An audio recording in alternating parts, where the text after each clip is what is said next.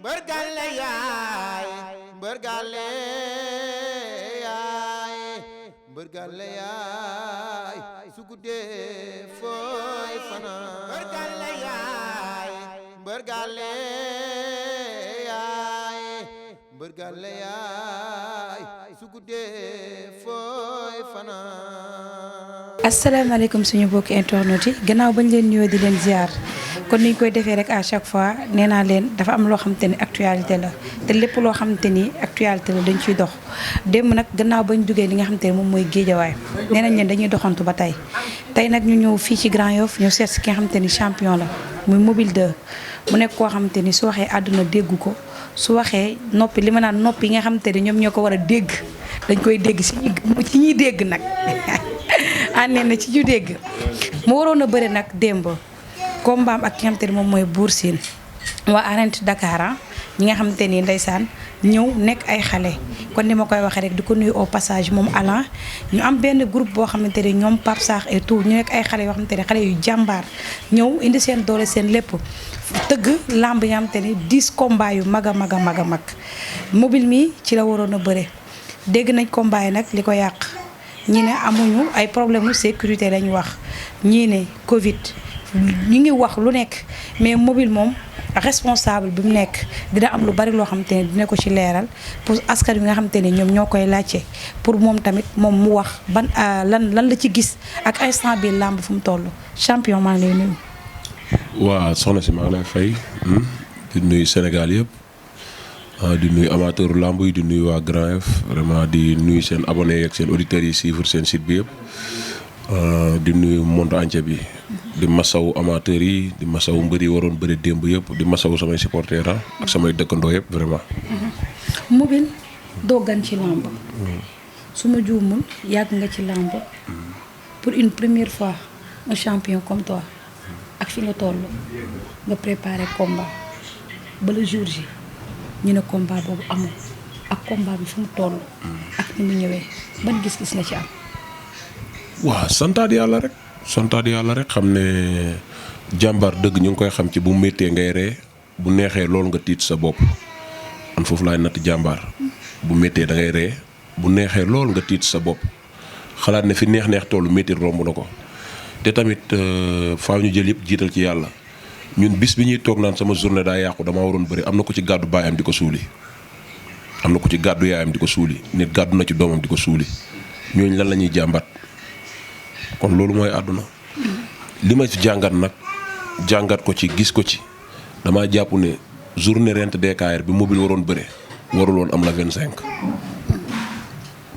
mooy final tey bu ñu ñëwee ci cadre làmb xam nga Mobile franchement li nga wax nii yëpp du question sax ay kii ñëpp xam nañ ñoo gëm yàlla mais tey bu ñu ko tegee ci cadre sport ndax tamit yow sportif nga ba ngay préparer sa combat.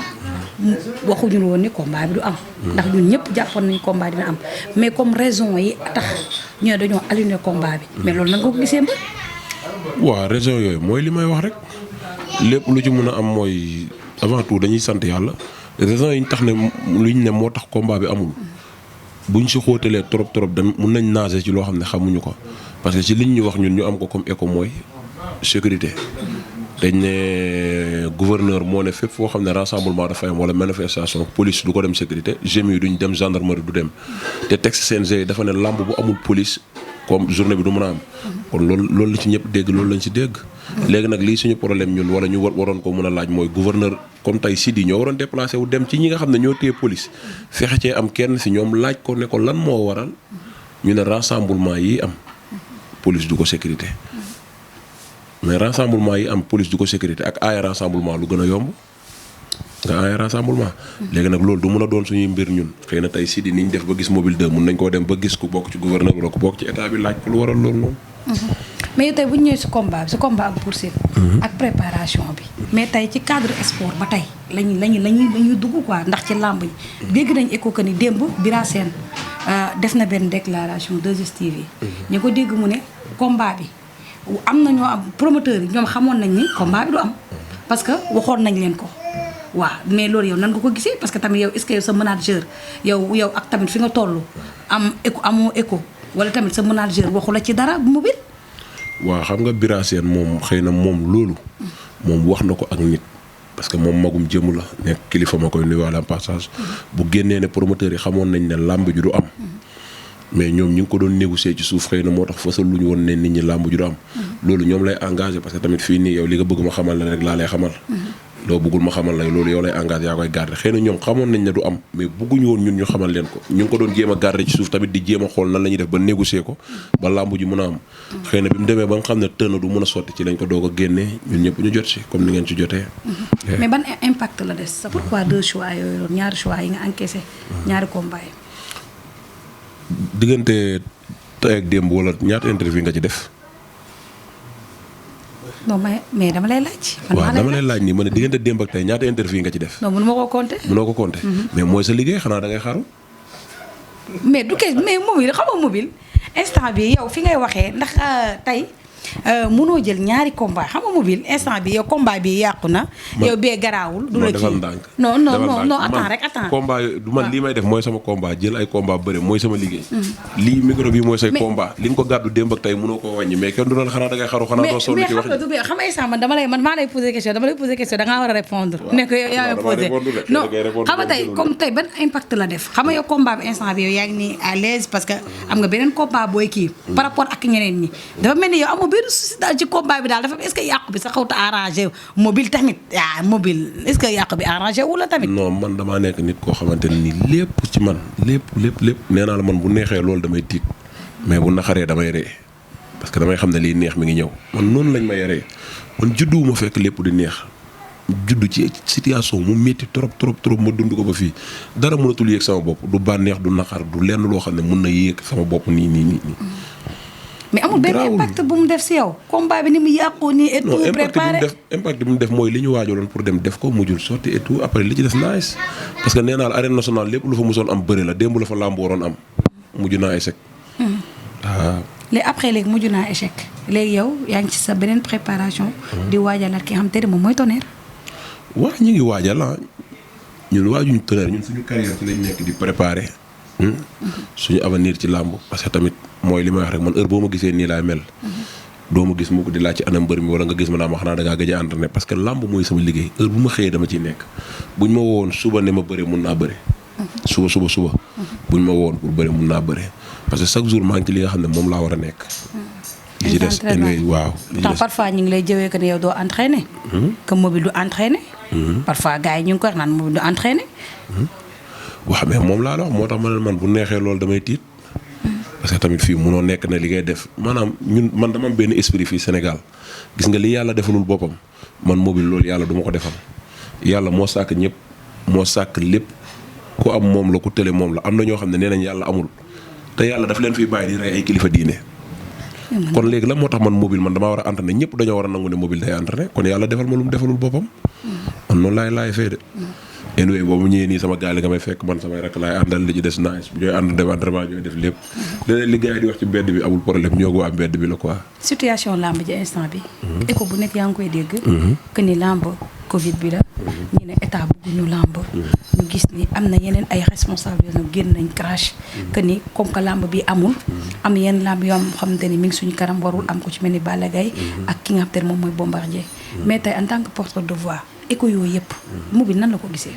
waaw lamb yi ci des yëpp yàlla na am parce que ñun lamb rek lañ bëgg mooy ñu bëre ko wala ñu seetaani ko yi ci des yëpp yàlla na am buñ si bëriwul rek seetaani la beneen bi ci topp mooy lamb li koy régler mooy faaw intérêt personnel dañ ñu jël intérêt lamb teg ko ci taal bi waxtaanee ko loolu nag li koy indi lamb day commencé ci balance bi mu doon mooy ministre des sports mooy woote CNG bi toog mbër yi toog ménageurs yi toog amateurs yi toog promoteurs yi toog ba ci site yi nga xam ne ci làmb la ñuy xëy dañuy ñëw toog ñu jël lii intérêt làmb teg ko ci taal bi waxtaanee ko déggoo ci benn kàddu jëfee ko bu ñu génnee promoteur bu ne tëggal mbër mi nga bëgg a tëgg ndax wute gis-gis moo tax marchandise di teel a jar il faut gars yi xam loolu mais bu fekkee làmb bala may kaas rek faaw sama journée yàqu ma kaas loolu mooy intérêt personnel man bala may wax ci làmb faaw mobile daa waroon bëre làmb ji yàqu na ma génn wax lu ma neex après ma dem toog sama ruux ba pare teg ci nag naan journée bii du am yàlla na bii yàqu tamit parce que man yàqule naa non du noonu dañuy jël intérêt làmb ñu teg ko ñu waxtaanee intérêt làmb ñun ñëpp ñu tënku ci intérêt làmb bu ñu génnee nag ci biir intérêt làmb boobu ci sama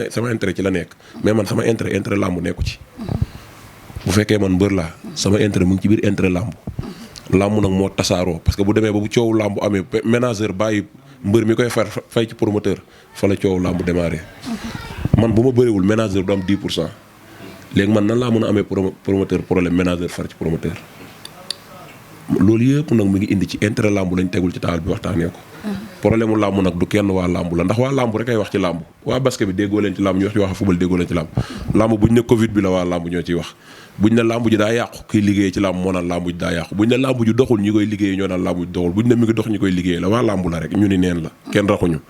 léegi nag buñ toogee waxtaan pare pour defar ko rek day defaru mais ci kaw ñëpp jël seen intérêt bàyyi seen kër ñu ñëw ne làmb ji lii moo ko war a doxal ndax football bi ñu raw loolu la ñu rawee ñëpp a bëgg a nekk jiite footballu Sénégal mais bu ñu ñëwee toog dañuy ñëw teg intérêt football ñëpp bu def seeni proposition ñu xool ki ci gën proposition pour intérêt footballu Sénégal ñu jiital ko parce que kooku intérêt mu ngi ci biir intérêt footballu Sénégal mais moom intérêt boppam mënul doxal intérêt footballu Sénégal. làmb nag problème mu intérêt personnel la damaa investir fii sama 5 millions échec na ndeene daa investir fee 15 millions naa xool nu mu échecgee bu fekkee mënu ma dem yàqal ko sama bopp physiquement ma xool kilifa yi ma mun a woo pour bosu ndeene yàqu sama 5 millions bu échecgee 15 millions ndeene échec làmb mi ngi dee parce que 20 millions làmb seey na léegi yow boo demee di wutiwaat 5 millions kii dem di wutiwaat 15 millions diggante boobu noonu yéen li ngeen waroon doxal ci làmb day sooxe loolu bu sooxee ñee yor seen 100 millions mënuñoo doxal lu 5 millions lu 100 millions la ñuy dem doxali ñun ñi toll ci 5 millions ñooy xaar. làmb ak talent ànd na ndax gis nañ ni làmb ji léegi gars yëpp a dispersé wu association yi bari na kon li nga wax manager yi ñi far fii promoteur yi ñi far fii loolu làmb ak talent est-ce que dox na. waaw mooy li ma la wax rek làmb ñeenti promoteur la amoon wala juróom mais amateur yi dañ daan dem làmb ba doyal parce que làmb Aline Petit Mbaye moo fi nekkoon Gaston Mbengue Ligue Nicolas Pala Mbengue sëñ Modou Niang mais da nga daan dem seetaani làmb ba da ngay doyal sëkk làmb léegi am na 200 promoteurs journée yi mënul mat mbër yi bëree ñi dul bëree ñoo koy ëpp ñoom ñooy xoolaat seen bopp mooy li ma la wax parce que doxaluñu intérêt làmb am na ñoo xamante ne nii waruñoo nekk promoteur dañoo war a topp bokk ci staff promoteur am ñoo xam ne promoteur dañu war a nekk parce que dañ kaa mën problème mu làmb yëpp loolu la. dama yor micro di wax ba ci yàgg ma xam kii rek xam ni ñii di tëggee ma ne damay tëgg ñëw dugg ci da ngay saturé promoteur bi dafa am ñoo xam ne mënuñ nekk promoteur nañ dem topp ci ginnaaw promoteur am ñoo xam ne promoteur lañu war a nekk dañoo war a nekk promoteur. ñaata yoon nga ci gis ay mbër yoo xam ne ay promoteurs yoo xam ne dañuy tëgg làmb seen i morom promoteur ñoo leen di fayal ñaata promoteur ñoo fi nekk dañuy tëgg seen i morom promoteur ñooy fay stade yi.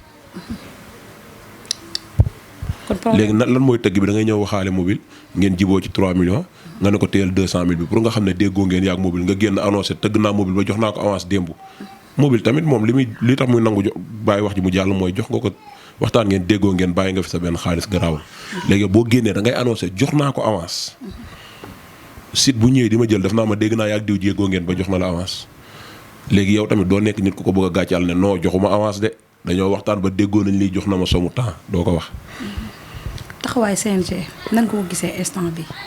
gisuma ne CNG am na lu muy yàq ci làmb wala lu mu ci kii man li ma gis ak mooy li ma wax mooy ñun ñëpp ñi nga xam ne ñoo seq làmb nañ toog waxtaanee ko wax dëgg yàlla làmb dem fi mu war a dem.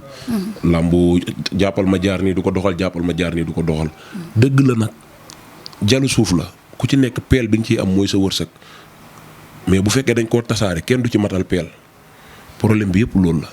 ñoom ñoo tasaare jël ba pare yor seen tànk di ko jaxase ak beneen suuf si kenn dootu ci am peel faaw ñu toog ñu waxtaanee ko mais problème bi du ay CNG wala ay lii wala ay la ñii xalab CNG wu tey bii nii ñoo doon xalab bu démb bi ñii xalab CNG wu tey bii nii boo jët seetloo seen interview weer bi passé dañoo tagg CNG mais mooy li ma intérêt personnel moo koy indi day am ku yàqule ngay séentu ne yaa ciy topp rek nga commencé wax bu mu demee noonu. gannaaw ba nga kiiwee li nga xamante ni benn éclaircissement la rek parce que tamit am na bëri ñoom ñu bari xamuñu kon li nga wax rek lan mooy source bi dëgg-dëgg que ni combat bi li ko yàgg kenn ku nekk nag da ngay argumenté li daal sa xel rek mais mobile moom combat boo xamante ni sa combat ak Tonnerre dama bëgg ñu xaw cee def benn kii tuuti ndax ñu gis ni Tonnerre su ma jugul moo la jiitu ci làmb waaw bëri ak ay ndaanaan bëri naag Yékini Junior bëri naag Papa Sow bëri naag Sa Thiès donte am na fi mu tolloon mu mujjee bëri ki nga xamante ne moom mooy Tidiane Faye mobile ñu gis ni da nga jóge woon ci calaf gars yi amoon fi ñu la tegoon trop ñu gis ni calaf bi mobile fi mu yem tey nga ñëw jël ñaari avance sànq maa ngi la koy wax léegi ko combat bee jàll na sa combat ak Tonnerre lan mobile lan lay xaar est-ce que tey mën nañoo xaar tey mobile indiwaat beneen visage parce que il est temps quoi ndax gis nañu ñi nga àndaloon ci làmb ñoom ñëpp ñi ngi def pas à pas mobile tey lan lay xaar. waaw mooy li ma lay wax rek man làmb sant yàlla rek moo ma ci war yàqaluma dara sama life au contraire daf maa defaral fekk na ma ci situation yu métti moo ma ci jëlee te tamit bu ma xoolee sama carrière xool ñi ma duggandool ci làmb sant yàlla moo ma war man sama lobby ñi ma duggandool ci làmb nga xam ne ñun ñooy ñu bokkandoo benn journée déclenché ndoo ñuy coowandoo ñun ñëpp benn mobile la nga ciy dégg ci làmb ba tey foog gars yi xam loolu. man ñoom trompeur laa duggandool ci làmb Pape Camberène ay loo soddu ñooñu laa duggandool ci làmb te xëy na yow ñooñu may wax nii sax mën nga leen bañ a xam. loo show bu yaraax. waaw ñooñu laa duggandool ci làmb. ok ak trompeur men waa borom États-Unis ñu koy nuyu Pape Camberène ay ñaari yaar bu Pikine man ñooñu laa duggandool ci làmb kañ nga ciy dégg muy compétir ba tey mobile. sant yàlla du sama njàmbaar dama leen dàq bëre wala ma ëpp leen sañ-sañ wala dara. kon mais fi nga nekk. mais mobile instant bi waroon nga ko dépassé bu yàgg parce que surtout. mais mobile dañuy gis ne pas bi ngay def. da ngay teg pas comme genre dollar quoi. day mel day yéeg di wàcc lu waral loolu ci côté staff la. wala ci côté écurie bi la. wala ci lan la. mais mos ngaa yëg ne réew mi ñëpp walaat lañ bëgg a nekk waaye litre mënul ñàkk. mobile man sa olof yooyu man dégguma ko. sa olof yooyu man dama koo déggul. dama ne la. réew mi ñëpp kilo lañ bëgg a nekk. waaye liibar mënu cee ñàkk. man sa olof yooyu dégguma ko. mais loolu sa olof yooyu man ma xaw mobile yow sa c'est-à-dire da ngay théorie gars yi instant bi nen na mi ngi dee mais tey yow fi nga taxaw dafa jot quoi dafa jot mais lan la lu xew. waaw mais mooy li ma lay wax rek ñun bëgg rek la ñu mën. bëgg rek parce que tamit ci làmb lañ nekk di ci dégg 100 millions ak 150 millions bu ñu amoon lu ñu gënal léegi ci avance yooyu la ñuy bëre mais dama lay wax ne la. li nga war a lekk 2020 ñaan du ko indi 2018 gàllaaj du ko indi 2018 2020 rek nga koy lekk loolu programme suñu borom la lépp loo xamante ne ni day yóbbu mbër ci kanam ñu ngi ciy nekk mais dama lay wax ne nit bëri na carrière am bañ génnee ko ci làmb ne bokkatu ci benn victoire delloo si ko ci làmb mu bokk ci coowal làmb lool làmb du palmarès bu rëy. ci la bokk tamit de. dalul palmarès. biir si di tegle na 20 victoire moromam daanu ko. Ama Baldé bëri 5 combats bëri 10 millions moom mënul bëri 4 millions.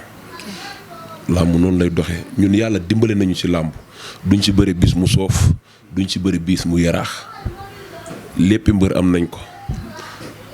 mais est-ce que sa combat ak Tonnerre mën nañoo xaar beneen mobile boo xam te ni tey day wane boppam ñu xam ne kii moom instant bi décidé na.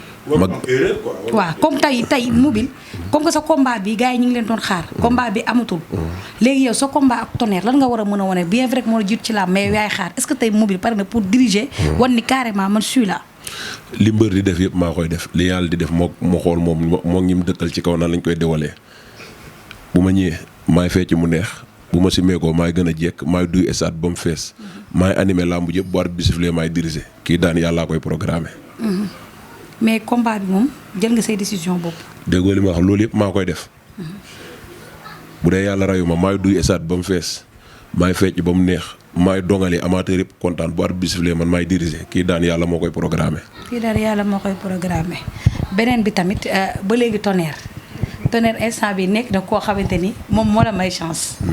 sa combat bi moom gars yi nee nañ moom xam nga moom damaa kii. combat bi mën nañoo wax ni moom mooy sa dernière chance. examen de passage. sa dernière chance boo xamante ni mobile. jox nañ ko chance boo xamante ni moom victoire rek. victoire kese ndax gis nañu fan yi moom seen écurie moom dafa xaw ta neex. gis nañu naan di faar après. gis nga fan yi tamit seen écurie bi te yow mel ni yow yaa war a mën a sauver honneur est-ce que loolu yaa ngi ciy bàyyi xel. est-ce que yaa ngi ciy bàyyi xel. maa ngi ciy bàyyi xel bu baax a baax. dama la gaaru sa wax rek mais sinon ma dee la ko mais Tonnerre maa koy may chance de gëjoon naa bëre de. mais moo la jiitu ci làmb. waxatuñ loolu li mu def ci làmb defuma xaaj bi lim ci fayeeku wu ma ko. li mu ci lekku ma ko ci. mais dama lay wax ne làmb romb na foofu noonu. moom moo ma may chance pour bëre ak man muy sama grand ma koy nuyu à passage. waaye di la wax ne daf may sens lépp mais kaay may la nga daan ko moom du ko def. li koy daan maa koy bëre. maa koy liggéey. seen écurie fan yi gis nañ ni. bari ngeen ay kii trop. écurie bi lan mooy problème écurie Grand Yoff. écurie Grand Yoff waaw du benn problème parce que écurie bi saison bi danaan jot muy tegle ay victoire di dem fu ñu demee stade ñun ñooy yuuxu ñibbisi mais bu boobaa loolu lépp si ay écurie lañ ko doon def ay écurie lañ doon jàpp di tegle di leen daan mais làmb noonu lay demee. mais ñu ne amoo leen staff seen staff yéen amoo leen staff quoi écurie Grand Yoff. da ngeen a xaw a dispersé wu quoi. non ak c'est-à-dire da ngeen a amul kilifa quoi. ok mais écurie Grand Yoff chaque saison day bokk ci écurie yi ëpp combat te amul staff. combat staff bee koy lijjanti. ñoo koy taxawal. comme dispersé yi. fii ci ay affaire yu jiite affaire yooyu noonu. nu mu demee nii est-ce que yéen tey écurie Grand Yoff ba woon. ndax xam nga dafa am différence ndax gis nañu écurie Grand Yoff ba woon temps yi gis mobile dëgg. day gis gars yi pour suude mais tout le temps da ngay gis ay problème yu sew affaire yooyu noonu est-ce que tamit yooyu yéen a ngi ciy bàyyi xel tamit loolu tamit du am fenn fu mu yóbbu écurie bi. est-ce que écurie Grand Yoff am na problème tamit. gars yi damaa xam ne écurie Grand Yoff mu am problème man mobile ma nekk ci écurie bi te mënu ma yëg problème boobu tamit loolu jaaxal na ma. mais nee na déggal mobile tamit déggal mobile. non loolu dafa may jaaxal écurie Grand Yoff am problème. bu ma yëgul man mobile 2. te man ma nekk ci écurie bi bu ma neexee ne écurie Grand Yoff mbooloo bi ñu ko taxawee leen lundi bi njëkk a commencé entraîner laa comme nekk ci écurie ba lundi bi mujj bi tey. ba tey maa ngi Grand Yoff mbooloo. lu fa xew muy problème bu fa am bu ñuy régler bu ma yëgul dina ma yéem trop de. ñaata nga kii investir ci combat bi bu Siteu neen 2 millions ñaata. c'est ça. ñaata nga investir gars yi nee ci yow ñaata nga investir yow. non man sama xaalis li mu ci dem bëriwul de xanaa xaalisu gars yi ku ci mel ne ñoom ma xaalis xam nga ñoom mbaax ñoom am di ba daaru mos la ñuy jógee bu ma amee combat topp àll bi def ci li ñu am yëpp. te toggoon nga regroupement yëpp. lépp defoon nañ ko topp àll bi def ci li ñu am yëpp seen xaalis jóge daaru ñëw fii nii war fee nekk ba làmbu jeex bu ñuy dem doo leen jox paas doo leen jox dara ñooy déparaat dem bu ñu yeggaatee ci yow la ñuy nekkaat fu ñu xam ku mën dara dem nañ fa uniquement pour noo avancer maa ngi leen sant bu baax di leen gërëm am di bàyyi daaru bi mbaax sama rak moo topp ci man maxaali xam nga ñoom maa fay gars yi sant naa ñëpp daal Grand Yoff bi yëpp vraiment maa ngi leen ñaanal bu baax a baax. Tonnerre nee na mi ngi ñëw nag. waaw maa ngi koy xaar.